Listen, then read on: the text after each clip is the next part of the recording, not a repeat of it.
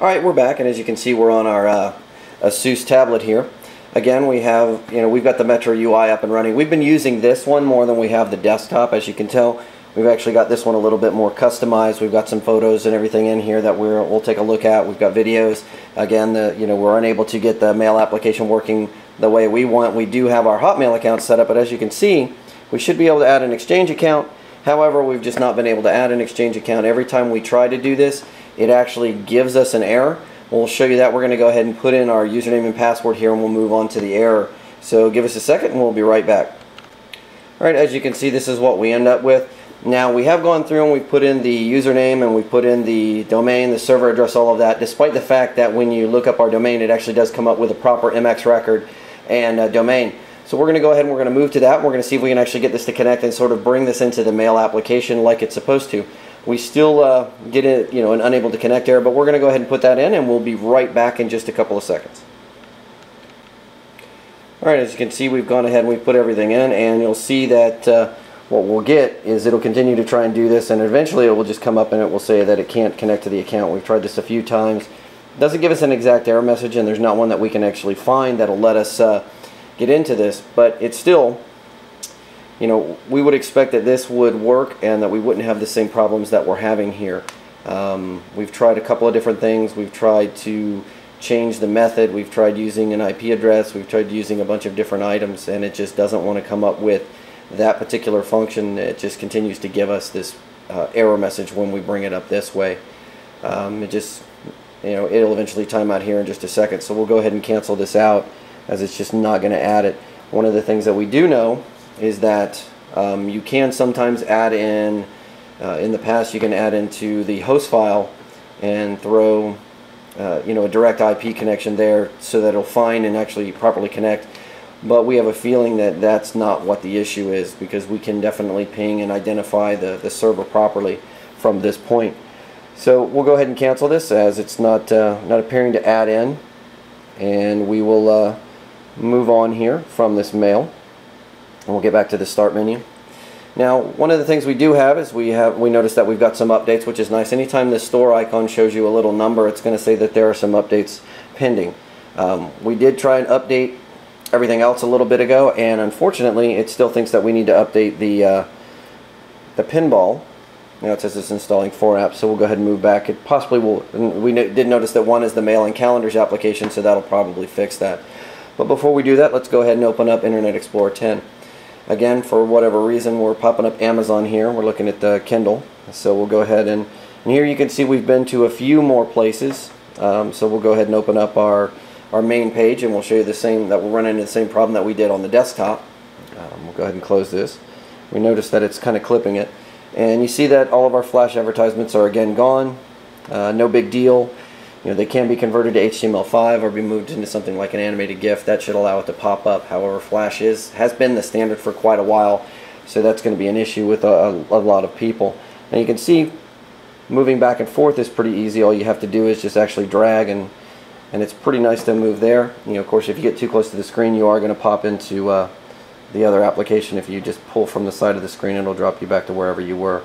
So, but just tapping back and forth. Again, if you slide up, actually that didn't happen that time, so we'll go ahead and get back to, we'll open up Facebook.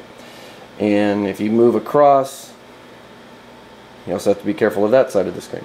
So we'll get back here. One of the things is once this is gone, if you slide up on the screen down here, it's going to pull this up. It took us a while to actually get this to work consistently. One of the problems, of course, is that the touch panel drivers for the ASUS tablet are not 100% working on this tablet.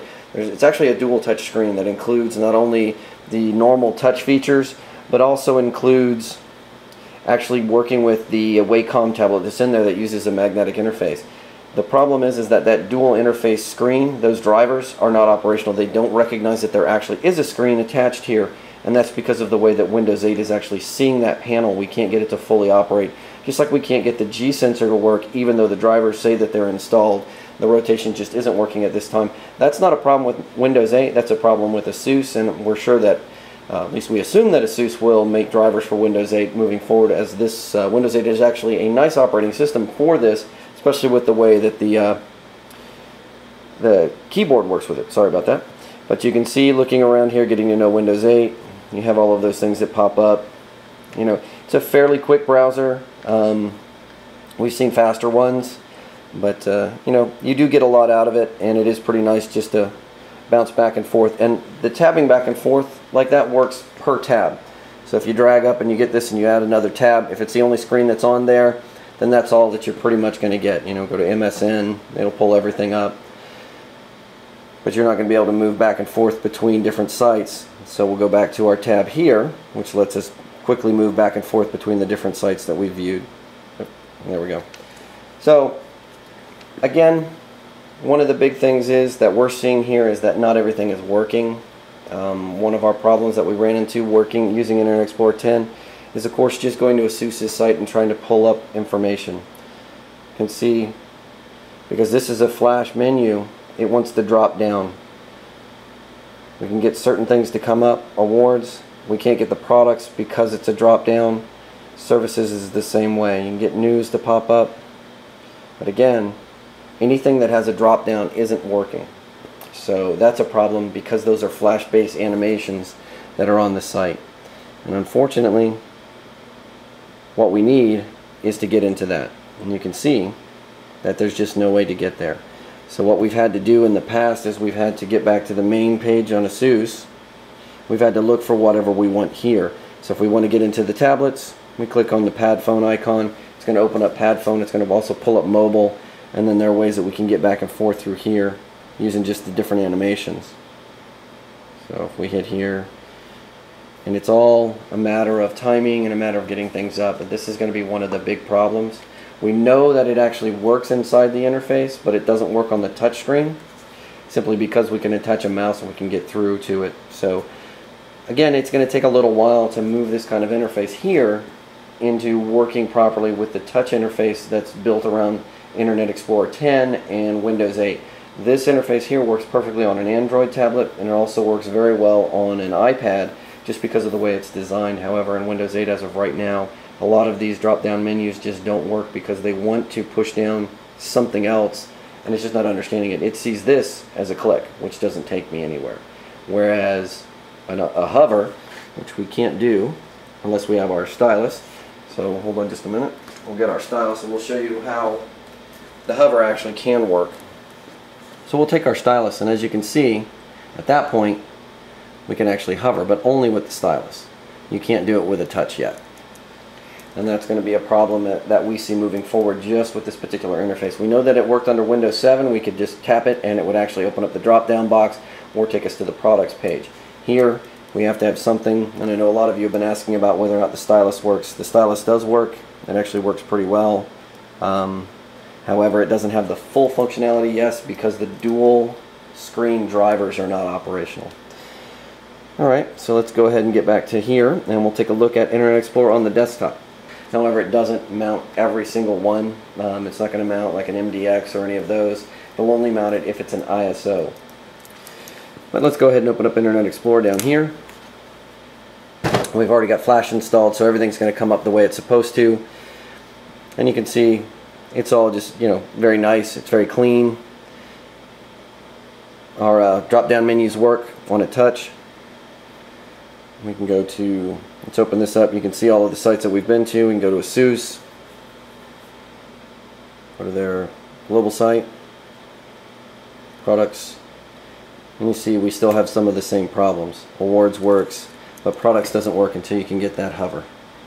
And as soon as you have that, then everything works.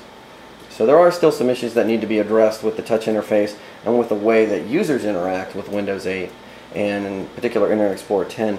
For the most part, it's actually running pretty well, but we do see some potential for, I guess what you could call consumer distress. And here's another issue that we run into with Internet Explorer 10, Windows 8, and in particular this ASUS tablet.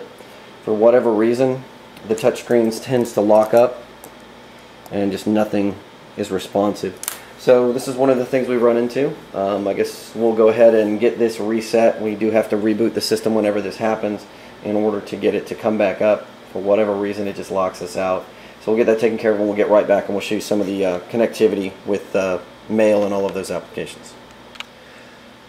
One of the things we did find out, and it's sort of a down point to Windows 8 on a tablet such as the Asus EP121 here, is that unless you have a resolution, a native resolution of 1366 by 768, you're not going to be able to enable the snap feature. That was one of the things that Microsoft actually showed off today in their Building Windows 8 blog. They talked about snap, they talked about Internet Explorer 10 and how you can drop in your messages on this side or do this or that with the different functionality.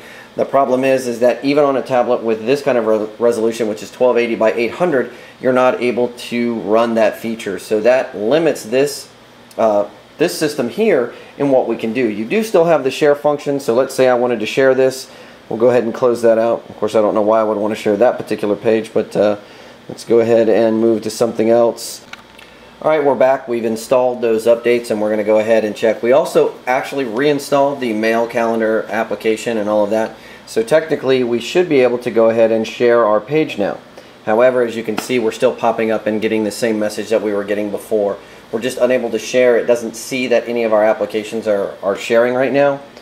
We can go ahead and there may be settings that we need to take a look at. We'll dig down into this and we'll also be getting in touch. We have a feeling that this is something going on with the settings, perhaps the privacy settings that we set up whenever we first enabled this. But you should be able to share things. As you can see, show list of things I most often share. Use these apps to share. Mail was actually off, which is unusual. It's supposed to be on by default. So now let's go back and we'll take a look at the sharing here. That should let us go ahead and share this page out like we're supposed to. There we go. Alright, that's what we should see. Now as you can see, this is going to actually let us pull this up and do what we need to do. We can share this, send this whole page directly from Internet Explorer, which is a nice feature. I will have to give them that. You know, in the past you have to copy, just drop the links in there instead of putting it in like this, which gives you a little bit better feel to it. The downside of this, of course, is that we're unable to use our Exchange account for this. It still, no matter what we've done, just pops up and says it's unable to connect as if the Exchange server isn't there. We do have to say that that's disappointing in this application. It should actually allow an Exchange account. Outlook 2010 works perfectly with this device, and it connects to the same server with absolutely no problems whatsoever, including opening up some of the secondary and sub accounts that we use in reference to that account. We're not sure why the mail application is refusing to do that. But then again, Microsoft is actually pushing towards people using their live accounts or using an online account to connect and use Windows 8. We feel that this is something that's probably going to backfire on them. One of the things that we have heard as a complaint with using Android is that Android requires the use of a Gmail account. Not everyone wants a Gmail account. It's actually one of our pet peeves with Android, is that we do have to use a Gmail account in order to use it. We can't just use, for example, our own email account or an email account that we just choose at random. That would be nice. We think that Microsoft needs to offer that as well if they want to tie something in, or perhaps in the next version of Exchange to add that functionality in, to just give that extra feel to the operating system so that you don't feel like you just have to revolve around that Microsoft account. We know Microsoft is trying to provide a unified service, but even Apple doesn't require that you use an @mac.com or any one of their email addresses in order to use iTunes or anything else. You can use pretty much any email you want. In fact, we use our Hotmail address when we connect to iTunes. So not necessarily the one here, but we definitely use one of the ones that we have. But I mean, that's neither here nor there. Still, Microsoft has a little ways to go with this. Internet Explorer 10 on the Metro UI is nice in that it provides a full screen browsing experience, which is, it can be handy. However, some of the limitations are still going to get in the way. The lack of plugin support, which may or may not change from what we're reading from Microsoft and the information we have, it will not change. So you're not going to have the option of viewing PDFs directly in the browser. It's going to open up the reader. You're not going to have the opportunity to view Flash. We know a lot of people are moving to HTML5, but not many people are there yet. HTML5 is still got a ways to go. There are quite a few, as we mentioned before, security bugs. So we're just going to see a number of things that just lead us to believe that it's not ready yet, and we feel that Microsoft really has a ways to go before this is going to hit the consumer market, and this Metro experience here with Internet Explorer 10 is going to be satisfactory to the customer.